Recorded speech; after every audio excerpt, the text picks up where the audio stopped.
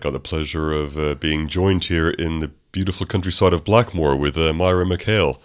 Hi, Graham. Hi, how are you doing? And really good, thanks. Yeah, thanks for your time because, I know you're a wonderful mindfulness practitioner and it's a subject that keeps coming up often on the Mental Health Matters podcast. I've not been speaking to kind of practitioners of too much recently, but more of kind of general issues in society. But it's wonderful to be on the front line and be able to help people and give them tools and practices. That's right, self-help tools. And as John Kabat-Zinn says, you don't even really have to understand why it works. It just does work, the mindfulness meditations. Okay. So, but it's really wonderful that there's so much scientific evidence now underpinning it. Okay. Because people often want to know, well, why does it? I'm not going to believe it just because you tell me it works. But there's a lot of evidence now. Okay. Which is reassuring. Okay, that's good to know. Then you get when you see people and they ask you about it, you can then say, it's based on this. Take a look at this. Helps people reframe things. Do you want to talk a bit about your background? Sure. Well, I've done a lot of different things. As we all have. Yeah, a lot of different careers, if you like.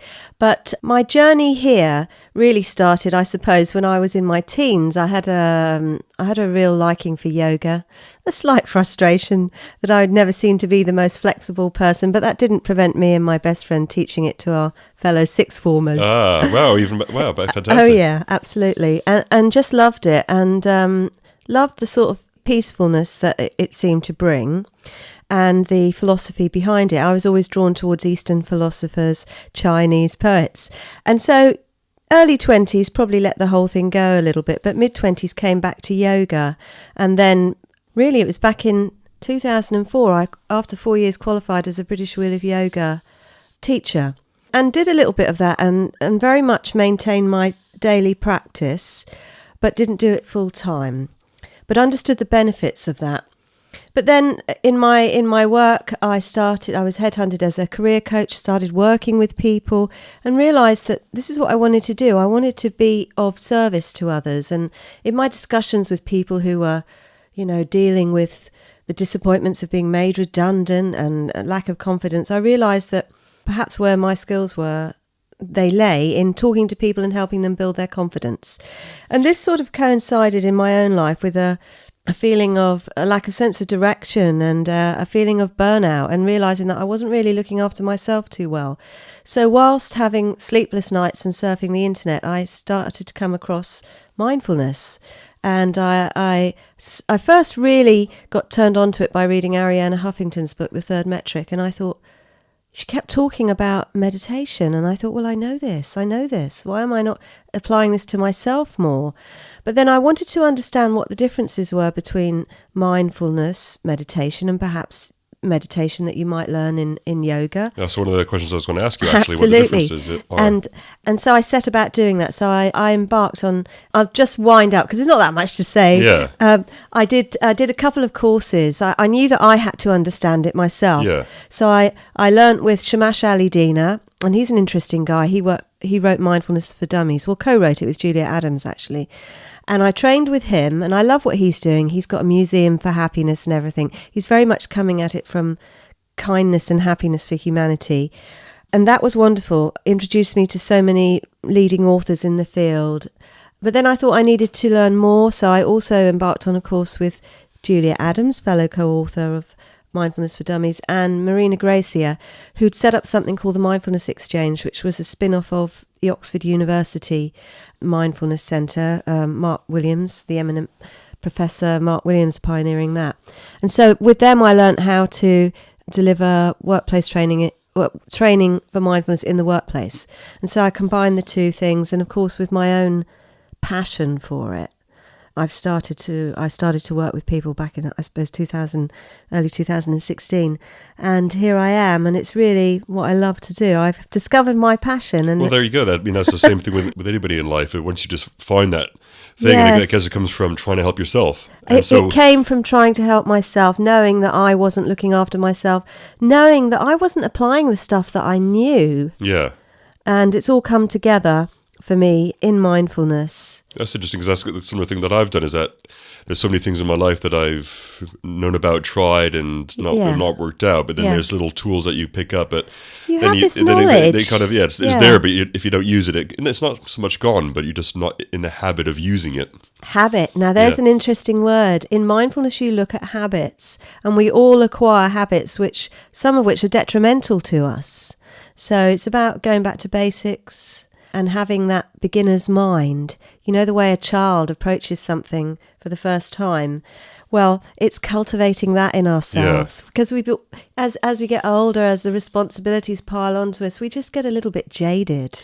Yeah, I mean, that's, I guess, some of the things I talk about is, or wonder about is like, that some of the things in life that are imposed on you. And that's right, duty and responsibility. They're not in your control. And so to kind of, work that out basically, or work out how you feel about it and able to improve your situation within it. Well, John Kabat-Zinn, he says beautifully, you can't stop the waves, but you can learn to surf. Yeah. And of course, there'll always be difficulties, there'll be responsibilities that people have to deal with. But somehow you need to acquire the skills to be able to give yourself some time out, let yourself off the hook, look after oneself. And only then can you look after those around you. Yeah, of course. Getting back to that point, because it's such an interesting one, Graham, about what's the difference between perhaps mindfulness meditations and, let's say, meditations that you might learn, Buddhist meditations, meditation through yoga. Yeah, because mindfulness always seems to be a word that's come up recently because I've always known it as meditation. Exactly. Yeah.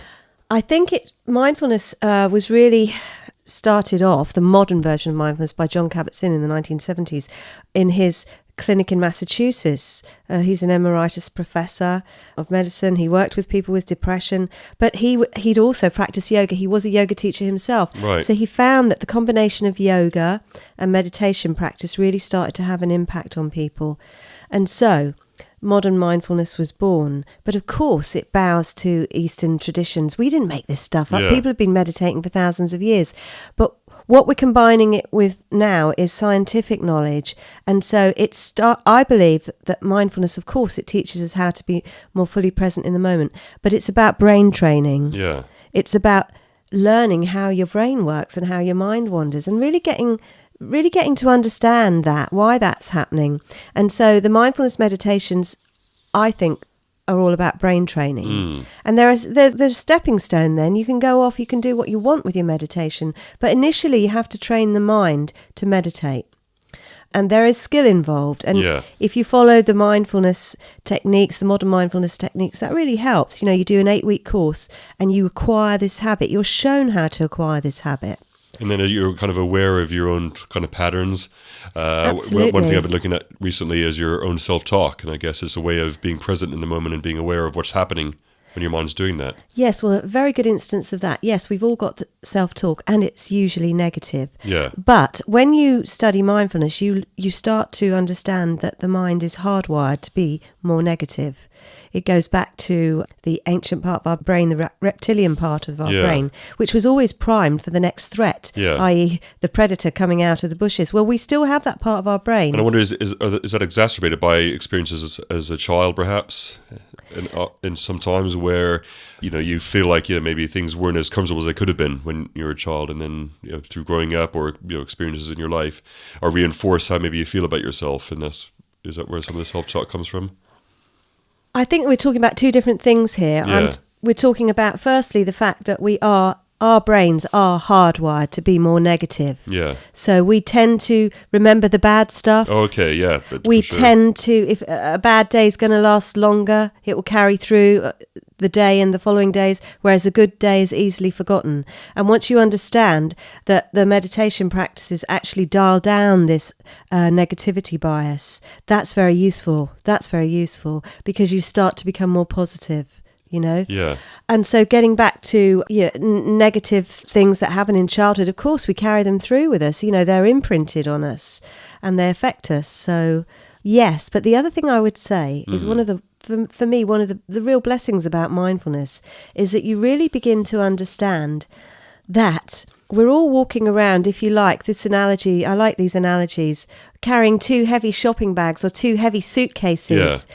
And the one, say, in the left hand is the past. Yeah. And the one in the right hand is the future. Oh, yes. And they really, really weigh us down. They weigh us down in a way that it means that we can't enjoy the present moment, and we're haunted by the past, and we're catastrophizing about the future. It feels good to drop them. Yeah. It feels good to just inhabit the present moment. Yeah. Life starts to regain its texture. You start to become calmer, a bit easier to be around. You know, it's like waves that you're putting out. And you act in a way that's balanced. In you're not, I guess one of the, just reminded me of the Vipassana meditation, where it's teaching you to be equanimous, or have the balance of not having the impulses of aversion to negative things or cravings for good things. And so, if you're balanced and present in the moment, as you say, not dwelling on the past, remembering negative things too much about the past, or fixated on what could happen in the future. So then, in the present moment, your decisions you make will be balanced, and you'll be able to handle things better. So if there are external things that are possibly being imposed on you, you can be stronger within yourself. Absolutely, because when one starts to realise that one's state of mind alters everything. Yeah. So Graham, you and I could be in the same situation on the same day, have the same experience, but we would interpret it totally differently. Yes. Because our lens of perception is so different. Yes. Our lens of perception is made up through what's happened to us in our lives, and what we're worried about may happen. And so we're going to interpret it so differently, if that makes sense. Yeah, it does. To you. Yeah. I mean, I've been actually having a little round of that recently, where I think I've been looking at things from a slightly negative perspective, where I've been worrying about things again a little bit. And it does. And what you're then observing or you're dealing with might not be the reality of what actually is happening. Totally right. And mindfulness teaches you that thoughts are mental events. Yeah. And these mental events, they're not always real. So perhaps if you're feeling a bit low, you're running this storyline, this narrative that somebody really dislikes you. Yeah. And, what have you done? And why is this happening to me? Yeah. And so once you start to realize that these mental events are not so real, it's quite liberating. And mindfulness teaches us to have the ability to step back from our thoughts a little bit, to be less controlled by them. Yeah. That's a good technique for sure. Yeah. Well, I mean, they talk about it in neuro-linguistic programming and NLP, don't they, about having your thoughts on a movie screen. Right. And so you're really just the observer of these thoughts. You can step back from them a little bit. You don't get so involved in the story. Yeah. And mindfulness does the same thing. You hear people talking about, okay, put that thought on a cloud and let it drift by. put it on a leaf and it's sort of disappearing down the stream. And that's what it is, really. It's about gaining a little bit of space. I think Viktor Frankl, Man's Search for Meaning, says between stimulus and response there is a space, and in that space is freedom. I'm sorry if I'm horribly misquoting him, but I think that's very powerful. Yeah, very powerful. Oh, wonderful. You just described some of the, part of the technique and how the applications, but it just came to mind about how mindfulness as a expression, or my understanding of it, can be applied to literally every moment. So I guess that's kind of being present in the moment can be applied to everything. You're working with your hands, you're doing something, you're completely aware of what's happening. Your attention's in your hands, you're feeling yourself sitting on the chair, your feet on the floor. Yes, because you're aware of your breath. That's a big one. It's about our disconnection with our bodies. Yeah. And it's about realizing that our bodies are sensitive radars for what's going on around us.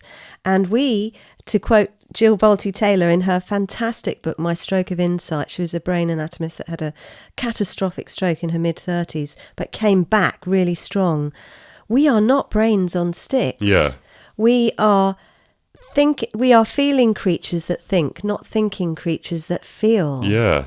So that's really powerful. Yeah. So yes, we need to get back in our bodies. We need to stop doing all the time, Yes. and we need to be a little bit more. But yeah, exactly. But what actually I meant was, even when we're doing, we can have the constant meditation, if you like, because Yes. we're either working with our hands or doing something, and we can be fully It immersed. brings us back into the body, Yeah, doesn't fully it? immersed in the moment of what we're doing, and Absolutely. that even, because sometimes when we're working, we can get a bit kind of We're in lost our by heads thoughts. too much, aren't we? But if with sharpening the training all the time, you can then just be fully present and aware of That's what's right. happening. I mean, as we're sitting here, feel our feet in our socks and Yeah. feel that connection with the ground.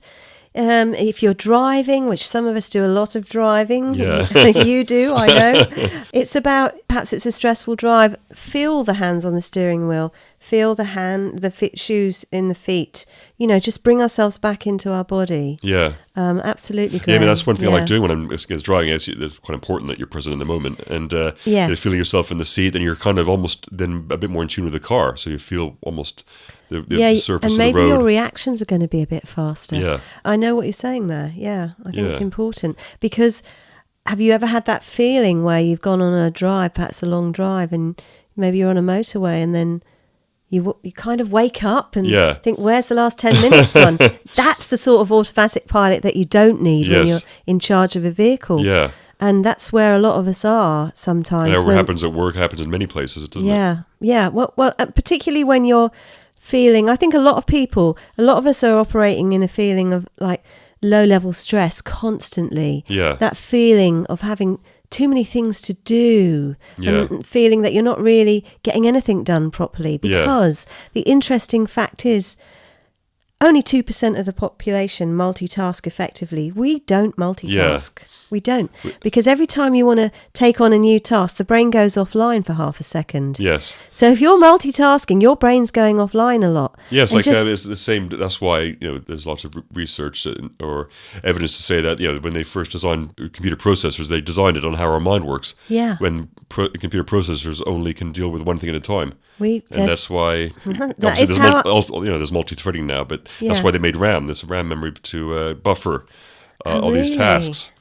How interesting. So that's what we do, yeah. So when we are trying to multitask, our brains are doing a lot. We can technically do it. We're able to do it, but we're not doing it as effectively as dealing with one thing at a time. And also, it's activating the amygdala, the fight or flight Yes. response. That feeling, like when you've got a computer, we're talking about computers and too many windows open. Well, that's how we feel. We've got Yeah. too many things open. Yeah, And it causes us stress and anxiety. yeah. So, yeah, And, we obviously, don't, and anxiety that we're not aware of. It's like this underlying. yeah, that's right. But guess what? When you put yourself into your body, you just take a minute or two out and just consider how you're feeling. Like, I didn't realise that I'm carrying so much tension in the jaw, Yeah, the shoulders. That's a big one with people I see. There's a lot of effect of that of the jaw and the neck. Yeah, it's interesting stuff, Graham. Yeah. It really is. Yeah, so when you first see someone, because also one thing I was going to say when you're talking about your background and your interests in helping people, I think it also is one good thing about why you've chosen to do something like this, because you're also very intuitive. And I was going to ask you a little or how your process is of when you first see somebody for a session, as it were, they come to you for help. What's the process of then and how you're able to apply what you know to help them? Well, I think it can't be too prescriptive, Yeah, because all I'm doing is facilitating a process. yeah, So I get wonderful feedback. Oh, wow, thanks, you've changed my life. But I haven't done any of that. They do that. So yeah. So it's I'm almost like you're opening this space for them to do that. I'm facilitating a process, so I never want it to be too prescriptive. So it's really just about sitting down and having a chat, and then learning about somebody and listening to them, never judging, of course, and then just taking them through an 8-week course, really, because that's what you have to do to acquire the habit. Intuition, yes, but again, I wouldn't want to say that it's all about me. Yeah. Because it isn't. Yeah, You know? yeah, that's right. Because you're just sort of helping them heal themselves, like any Yes. proper practitioner should do. Yes. But so when you do see someone, is there a little process you do, or is it just you kind of pick up anything from them, or how? Well, obviously, there's you want a little history from people. Make sure that you know if there are any medical conditions, because a lot of GPs. I'm not medically trained, Yeah. Graham, but there are a lot of people who have GPs that are sending people to mindfulness trainers and Yeah. practitioners. So I always make sure that I've got people's contact details just in case. Yes. That's a very important part. But other than that, no, it's really about going through the process. And as you learn about the mindfulness meditation practices, there's a process afterwards called inquiry. And that's when a person gets to talk about anything they might have noticed about that meditation. And so as a facilitator, it's my job to perhaps suggest things that I might think that's pointing to, or okay. perhaps expanding those ideas with them, helping them to expand those ideas. Yeah. So, yeah. That must help as well, because that then allows people to think about things that happen in a different way. Because Yes. if you're asked that question, they probably hadn't thought like that before. If they've noticed something that happens or they think, and then that helps people Yes. kind of analyze a bit. Maybe, It's- you don't want to apply too much mental analyzing to... No, you don't want feelings to and be emotions, in but- analysis mode. But it's learning about that space between stimulus and response, and thinking, hey, yeah, maybe I can do things. Maybe I can react in a different way. Maybe I don't have to feel like this all the Yes. time. So I think it does switch that light on for people. When we all say from time to time, well, this is the way that I am. I'm so hot-headed. I'm so calm. Yeah. I see the glass half glass half full, you have to see or people half like empty. that. Yeah. And yes, of course, there's always going to be people that are maybe a little bit bouncier than others, but this is something different. This is understanding that you can cultivate a more positive and happy disposition. Yes. Having said that, the whole process of mindfulness is not relaxing. If I was going to talk about the differences between mindfulness and yoga, let's say you go to a yoga class, you can expect to leave there feeling relaxed. Yeah. If you've been to a well-balanced class. Yeah. Like afterwards. Yeah. Yes. During it, though. Yeah, sometimes, well, there shouldn't be pain, a little bit of discomfort sometimes, but then hopefully at the end you get a chance to have a nice relaxation. So I think most yoga teachers would aim to send people off in a relaxed state. Yeah, of course. But with mindfulness, it's not always relaxing. Yeah. Because you're getting up close and personal with yourself. Yeah. And you're learning about your habits. And of course, sometimes that can be a little bit unpleasant. Yeah. Because things you might not have noticed before. And you're going to be resisting that a little bit. Yeah.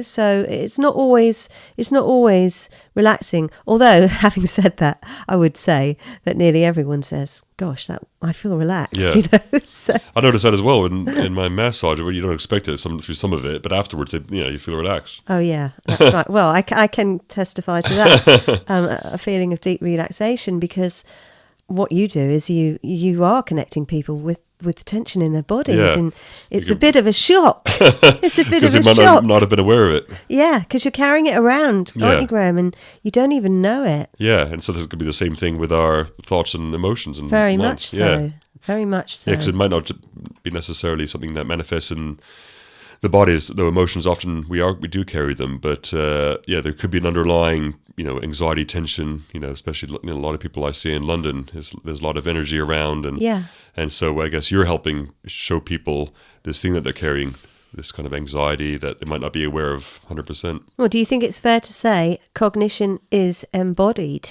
Yeah, definitely. Yeah, it's true. That's a phrase that stays with me, because I was taught that when I was studying with Marina Grace and Juliet Adams. Cognition is embodied. Yeah. And it stayed with me. Yeah. Because it's radical. And you can see that in people's behaviors, how they move. Yes. That is, they're they're little, I call them glitches that we have in ourselves. One of my last conversations with Chris DOG, he talks about that. He helps people move through, be aware of that and move them through the body. And he says we should have more space where we're able flow. to let it out and let our body release it. Yeah. And then that can be another tool to, get these glitches out of our mind. Absolutely. That expression, get them out of our mind, that's an interesting one, because the other thing about mindfulness is it's about acceptance. Right. So we're never trying to change how we're thinking or feeling. We're never trying to change it. We're trying to accept it. Yeah. We're trying to be notice aware of it first. Yes. Yeah. First awareness, then acceptance. Because sometimes, it's hard to accept these things. And John Kabat-Zinn, he always, he was working primarily with people who had pain issues, terminal illness and that sort of thing. He was trying to get them to accept where they were and the pain of it, and trying to sort of work with them to say, well, through acceptance comes freedom. Yeah, I guess that comes back to what Vipassana was teaching in the equilibrium. Is to, because I guess how I phrased it, of getting it out of your mind, is a kind of aversion to that's right. to avoid. But first you have to accept it. Yeah, and see it and just be balanced with it. Because when you think about it, and I mean, this obviously, I'm not a Buddhist, but I have great affinity with Buddhist beliefs. And so in order to stop the suffering, you have to embrace it all, don't you? And then you can stop suffering. And that kind of sets you free, doesn't it? Yeah. You know?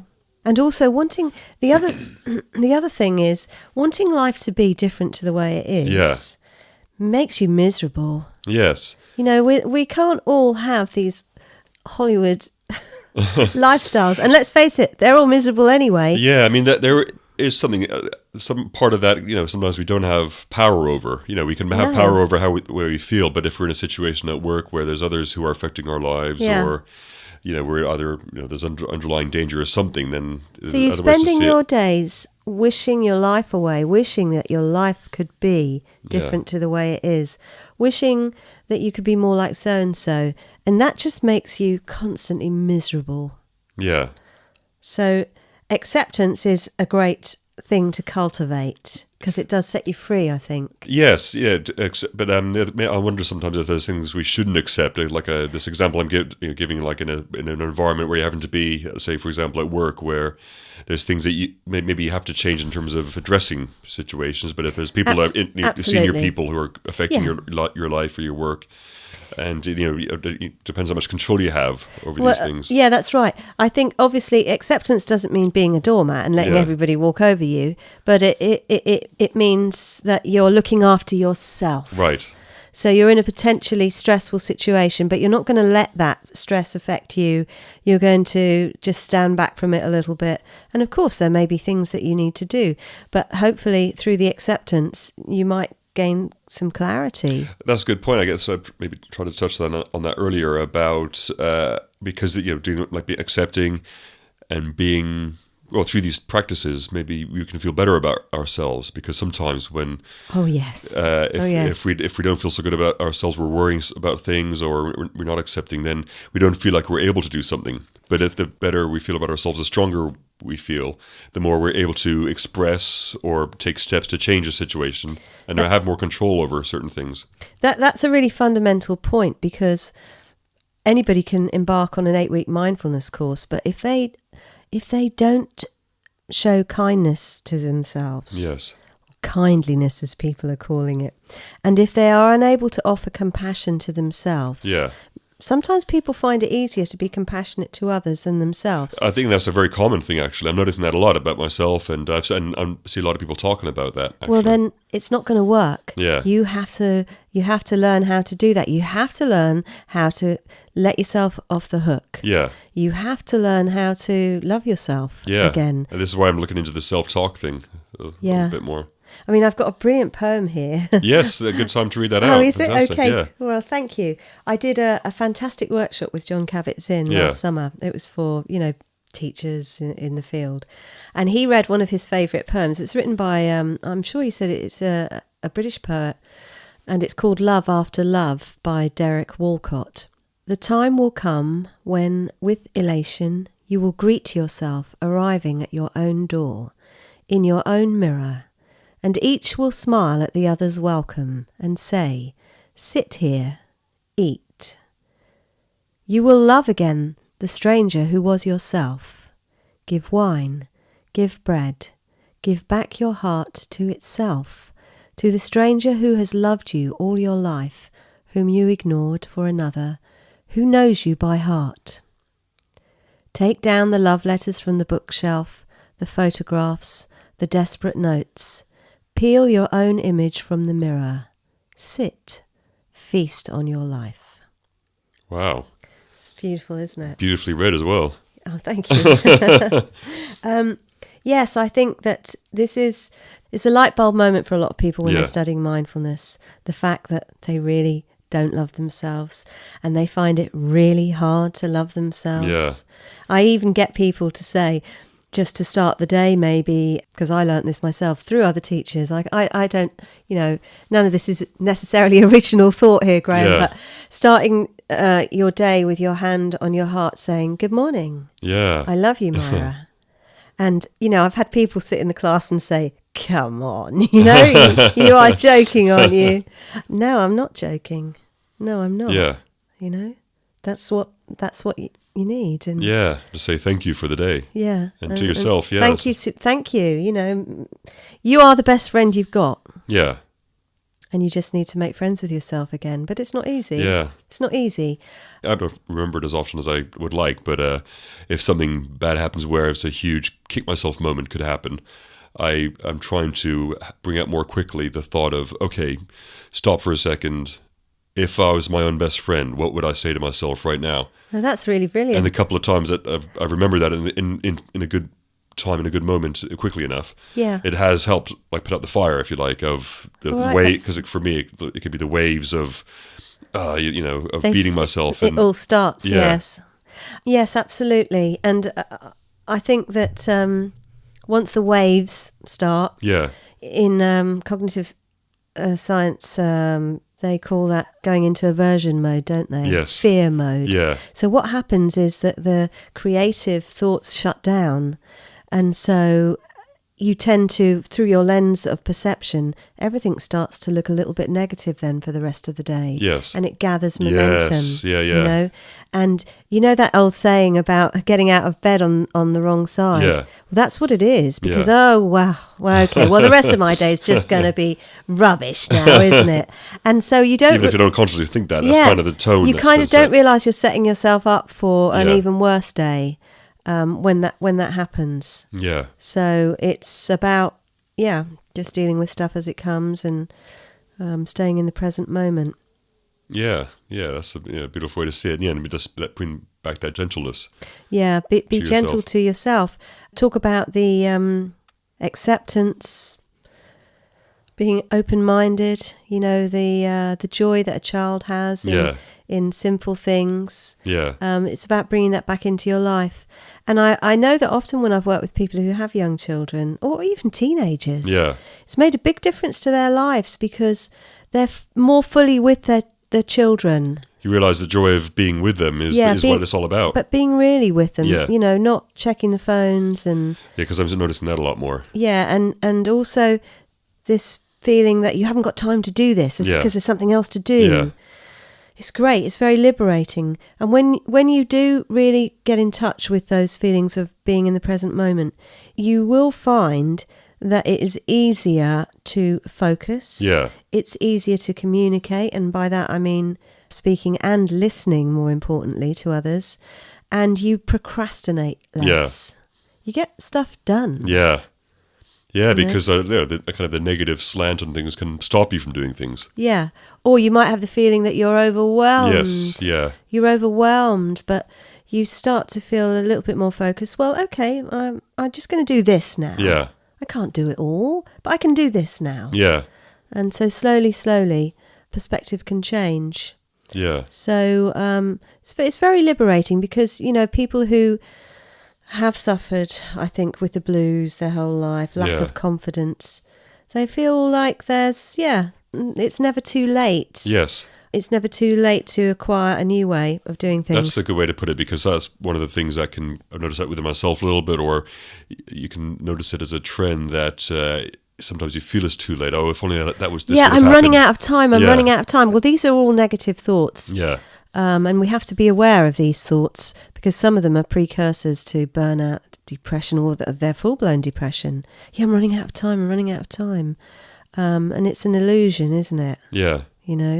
Time's infinite. Yeah. And who knows what's around the corner? Well, we don't.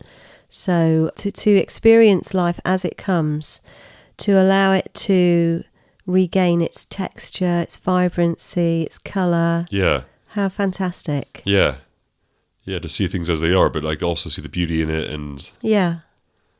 And when you start to really take on board mindfulness, you do find yourself stopping and looking at nature And seeing colours, I mean, autumn's fantastic, isn't Yeah. it? You know, but seeing colours, really letting them seep in. Yeah. And it's joyful. It's joyful because if one is waiting for, you know, that big moment, oh, well, I haven't won the lottery this week. And, hey, it's unlikely you're going to. Yeah. And you know what?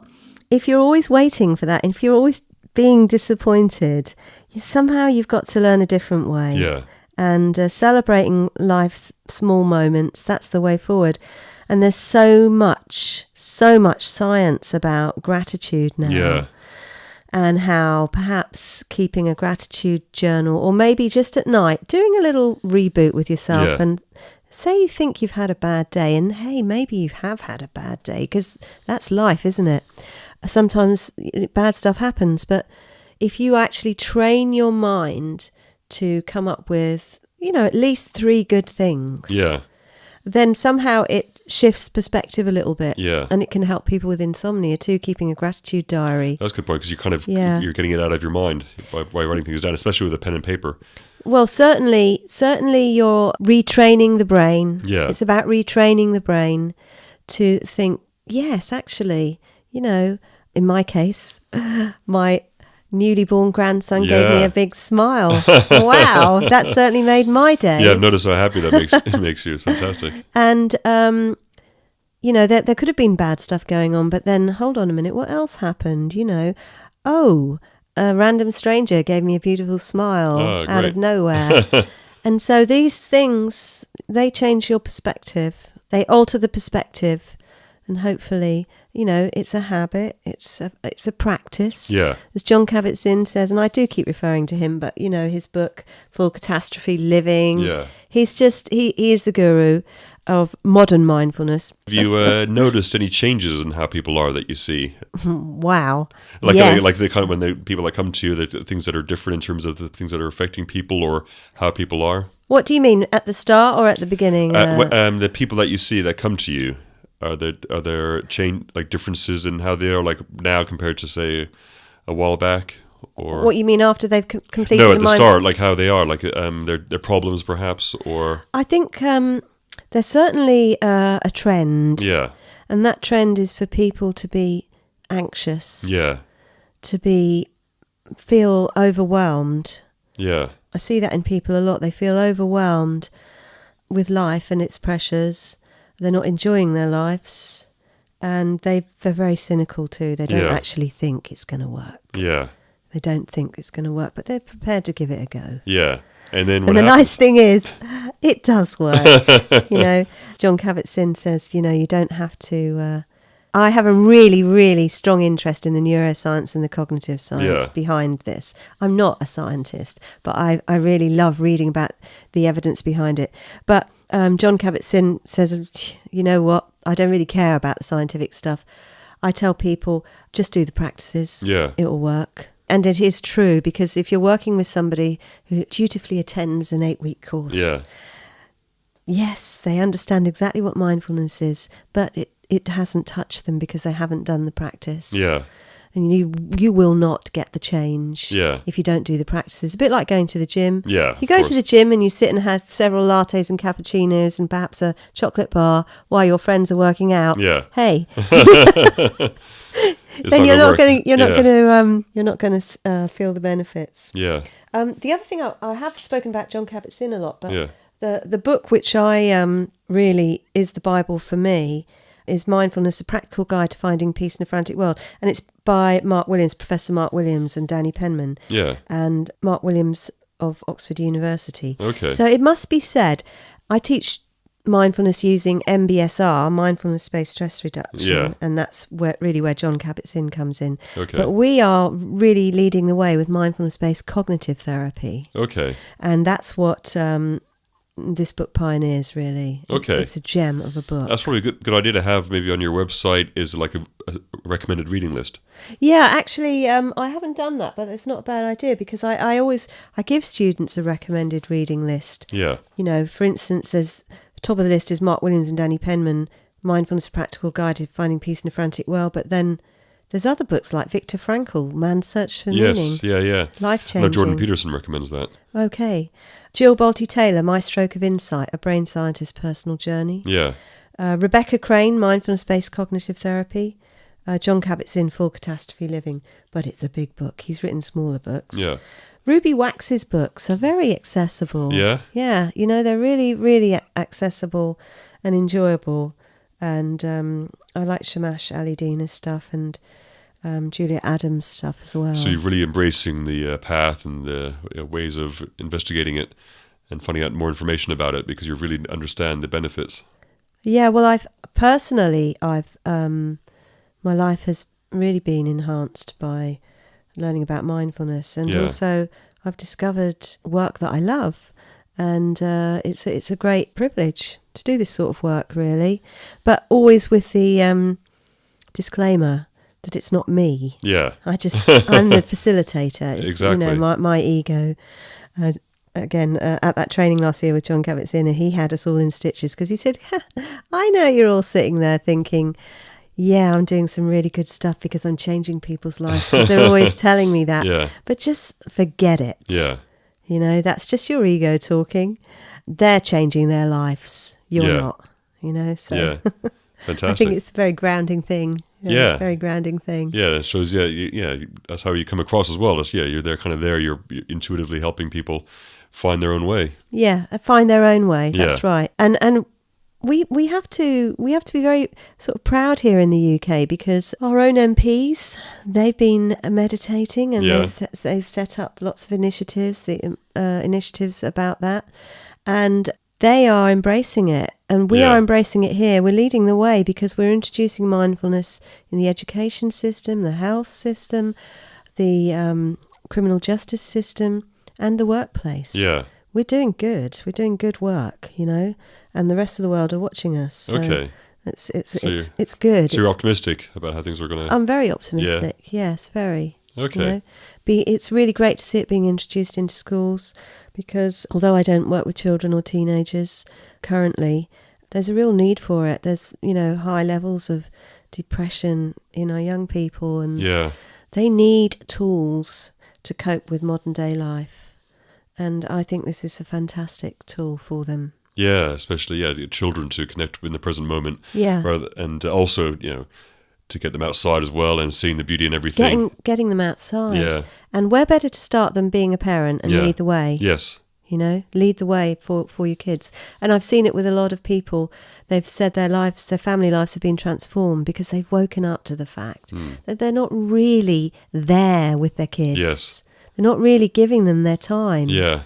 And it's really changed things. And they've got their kids meditating. And one particular chap, very successful businessman, told me, gosh, thank God he found this because it really changed life for his teenage son when he was doing his exams. Yeah. He was finding it very hard to cope. And now the son is evangelical about it. He's telling all his friends about it. Fantastic. There you go. It was like one of those things. Once you know the benefits, you're happy for you want to share. Yeah, exactly. And it's really nice because, as I'm sure you'd agree, we're all creatures of energy, aren't we? And so when you are emanating a more positive energy, you're starting to get calmer. People start to notice it. Say, hey, you seem a bit different. I don't know what it is, but it's good. I like it. And so it's sort of, you're sending these waves out around you, and it's a nice thing to do. Yeah. Oh, wonderful. That's a good way to end it. Yeah. Thanks, Mark. How can people get in touch with you? Well, my website is www.myramchale.com. Yeah, and I'll post the links on the show page anyway as well. Yeah. So that's a good place to start, and all my details are on there. And I'm always happy to chat to people because sometimes, hey, I'm not going to sign up for an 8-week course and I don't even know what we're talking about. So, I always chat to people and tell them, how I see mindfulness and what my course would be like. Yeah. And, answer any questions they have. Just love talking about the subject anyway, really. I can tell. That's fantastic. Yeah. Okay. Oh, thanks, Myra. Right, thanks very much, Graham. Thank you. Excellent.